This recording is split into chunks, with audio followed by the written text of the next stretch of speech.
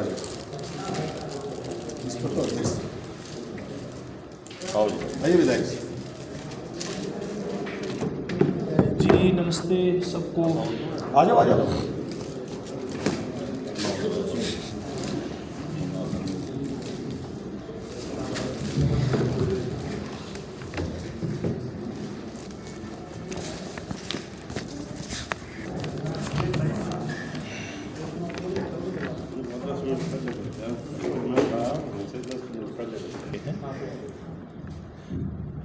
अरे बाकी कैसे काम चल। स्वागत है सब पत्रकार मित्रों का।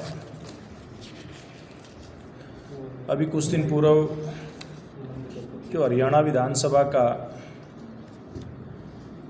सेशन शुरू हुआ, उसमें हरियाणा के मुख्यमंत्री मनोहर लाल जी, जिनके पास वित्त मंत्रालय भी है, उन्होंने हरियाणा प्रदेश का अगले वर्ष का बजट प्रस्तुत किया। ये जो हमारा इस बार का जो बजट है, इसमें खास बात ये आपको दिखाई देती है कि इसमें कोई नया टैक्स सरकार के द्वारा नहीं लगाया गया। लेकर के और वर्तमान की बात करें प्रति व्यक्ति आय की, जब हरियाणा प्रदेश में हमारी सरकार आई तो प्रति व्यक्ति आय उसमें 1,47,000 रुपये थी, जो बढ़ करके लगभग 3 लाख रुपये होने का इस बार का अनुमान है। इसके आसपास ये पहुंच चुकी है। इसी प्रकार से जो आधारभूत ढांचा है हरियाणा प्रदेश का, उसको मजबूत करने में सरकार ने पूरा फोकस रखा है। चाहे उसमें रोड की बात हो, चाहे उसमें नए अलग अलग विभागों के लिए इंफ्रास्ट्रक्चर खड़ा करने की बात हो, इसके ऊपर पूरा फोकस हरियाणा सरकार का रहा है। और इस बार जो खेती है उसके ऊपर भी विशेष फोकस करके हमारी सरकार चल रही है। उसमें अगर प्राकृतिक खेती की बात करें तो फसल विविधता को ध्यान में रखते हुए 20,000 एकड़ में प्राकृतिक खेती करने का लक्ष्य रखा गया है। इसी प्रकार से पलवल, अम्बाड़ा, महेंद्रगढ़ और फतेहाबाद में पशु चिकित्सा पॉलीक्लिनिक खोलने के लिए भी इस बार के बजट में प्रावधान किया गया है। आंकड़े पर गौर करें, जब 2014 में भारतीय जनता पार्टी की सरकार हरियाणा प्रदेश के अंदर बनी थी, उस समय 37,000 से थोड़ा ऊपर का करोड़ का 37,000 करोड़ का हरियाणा प्रदेश का बजट था।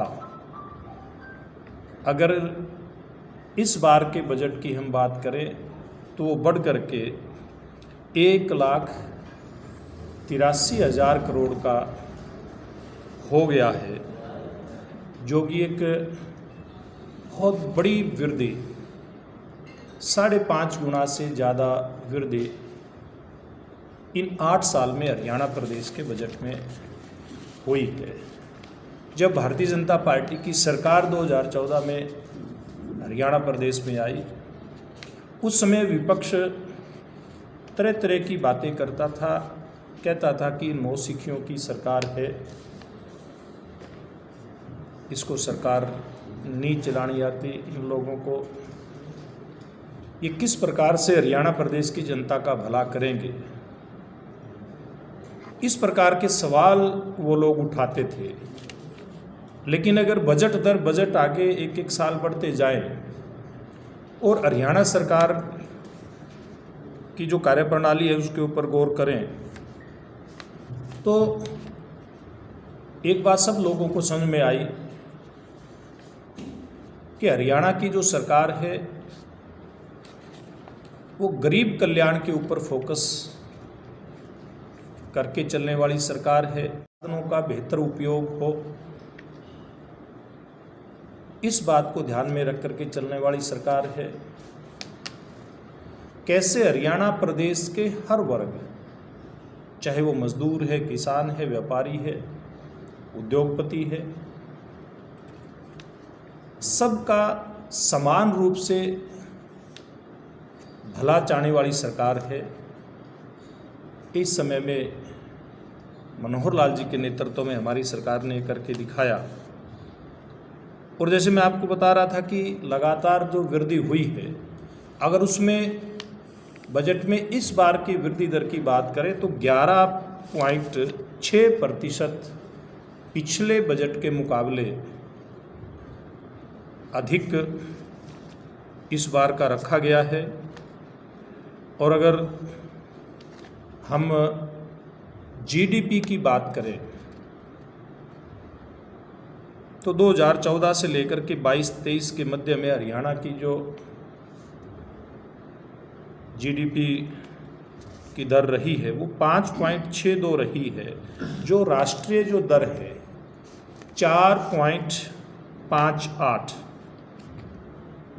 उससे कहीं ज़्यादा है। और ये खास करके जब वैश्विक महामारी पूरी दुनिया में आई, देश में आई, तो हमारी सरकारों की जो काबिल लीडरशिप है, चाहे देश में नरेंद्र मोदी जी की लीडरशिप है, हरियाणा में मुख्यमंत्री मनोहर लाल जी की लीडरशिप है, इसके कारण से ही जहां एक तरफ पूरी दुनिया की अर्थव्यवस्था डगमगाती हुई दिखाई दी, लेकिन भारत ने अपनी अर्थव्यवस्था को भी इस दौर में मजबूती प्रदान करके रखी। ये है, सरकार ने भी इसमें अलग अलग समय पर कदम उठाए हैं। गौ सेवा आयोग के माध्यम से जो गौओं के लिए बजट दिया जा रहा था उसमें बड़ी गुणात्मक वृद्धि करते हुए 40 करोड़ से उसको बढ़ा करके 400 करोड़ रुपए कर दिया गया है, जो कि एक बहुत बड़ी बढ़ोतरी। इसको मैं कहना चाहूँगा कि भविष्य में गौ सेवा के मामले में हरियाणा प्रदेश बहुत आगे बढ़ेगा। इसी प्रकार से 1,80,000 से कम जिन लोगों की आमदनी है, जिन परिवारों की आमदनी है, उनके लिए 1 लाख नए घर बनाने का टारगेट रखा गया है। इसी प्रकार से गाँव में 1,000 नए पार्क और व्यायामशालाएँ बनाने का लक्ष्य इस बजट के अंदर रखा गया है। 1500 नए हर हित स्टोर खोले जाएंगे, ये व्यवस्था इस बजट में की गई है। कोऑपरेटिव डिपार्टमेंट के माध्यम से ये व्यवस्था की गई है। पिछले वर्ष भी बहुत सारे स्थानों पे हर स्टोर खोले गए थे। और ये मैं कहता हूँ, एक तरफ जहाँ ये बेरोजगार व्यक्ति के लिए रोजगार उपलब्ध करवाते हैं, तो दूसरी तरफ निचले स्तर पे गुणवत्तापरक खाद्य सामग्री व दूसरी सामग्री कैसे आम आदमी तक पहुँचे, इस व्यवस्था में ये बहुत बड़ा एक कदम हरियाणा सरकार के द्वारा उठाया गया है। इसी प्रकार से अगले 2 वर्षों के अंदर 4000 प्ले वे स्कूल हरियाणा प्रदेश के अंदर खोले जाएंगे, जो शिक्षा के आधुनिकीकरण की तरफ, यानी कि नयापन शिक्षा के क्षेत्र में आए, इसकी तरफ एक बहुत बड़ा कदम हरियाणा सरकार का है।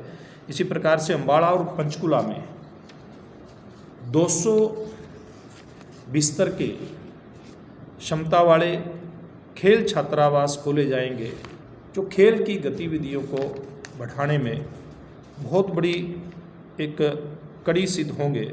सकता है वो प्रयास कर रही है। सर, एक दक्षिण हरियाणा में पानी से पहले जब BSY के मामला चला था तो पंजाब गवर्नमेंट ने भी हरियाणा गवर्नमेंट अब आपकी सरकार कर रही है कि SYL का फैसला हमारे हक में, तो बताया कि उसकी 101 करोड़ रुपए का प्रावधान इस बजट के अंदर SYL का निर्माण अगर पुनः शुरू होता है दोनों प्रदेशों की सहमति से, कोर्ट के आदेश, सुप्रीम कोर्ट के आदेश के अनुसार, तो उसके लिए रखा गया है। 101 करोड़ का प्रावधान इसमें बजट के अंदर है जी।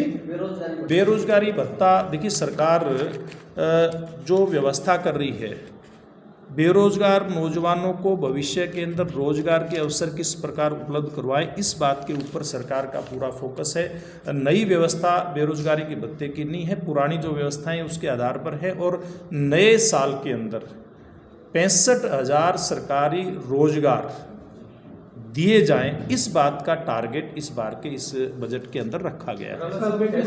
देखिए, उसमें हरियाणा सरकार और यूटी चंडीगढ़ पुलिस दोनों ही पुलिस इसके अंदर अपनी जांच कर रही है और मुख्यमंत्री जी का एक कमिटमेंट है कि जिसमें जो भी इसकी रिपोर्ट आएगी उसके आधार पर कार्रवाई होगी। परिवार पहचान पत्र कहीं ना कहीं समस्या में नुकसान करेंगे। देखिए, जो परिवार जिनकी आमदनी बढ़ चुकी है, अगर वो उससे बाहर होते हैं तो निश्चित रूप में जो गरीब परिवार हैं उन तक ज़्यादा लाभ पहुंचने की गुंजाइश बढ़ती है, उसकी संभावना बढ़ती है। और अगर कहीं गलती से किसी का राशन कार्ड कटा है तो सीएससी सेंटर पे जाकर के वो अपना शिकायत दर्ज करवा सकता है और उसकी जो समस्या है उसका समाधान हो भी रहा है। पिछले दिनों 1 लाख से ज़्यादा पिछले महीने तक इस प्रकार की समस्याओं का निदान पूरे प्रदेश के अंदर हुआ है। और ये जो व्यवस्था है इसमें कहीं अधिकारियों के चक्कर लगाने की जरूरत नहीं है। आप अपने स्मार्ट जो मोबाइल फ़ोन है उससे इस व्यवस्था का लाभ ले सकते हो, इसके ऊपर शिकायत कर सकते हो, या गाँव में या शहर के किसी वार्ड में जगह जगह जो सीएससी सेंटर खुले हैं उनके माध्यम से हम लोग अपनी शिकायत दर्ज करवा सकते हैं। उसका समाधान बड़ी तेज गति के साथ हो रहा है। व्यवस्था के अंदर सरलता भी हो और पारदर्शिता भी हो, ये दोनों कदम सरकार उठा रही है। मैं समझता हूं कि इससे ज़्यादा गरीब कल्याण के लिए कोई कदम हो नहीं सकता। नहीं यार, मेरे से सीधी तो बात कोई करता ही नहीं है। सबसे सीधी बात तो मैं ही करता हूँ यार। भाई 2 मिनट बैठेंगे सिर्फ सरपंचा की बिरादरी का आदमी है। बहुत धन्यवाद जी, बहुत धन्यवाद आप सब लोगों का। विधायक जी बता दो पानी कितना बिना हुआ है। पानी कम आता है, पानी कम आता है।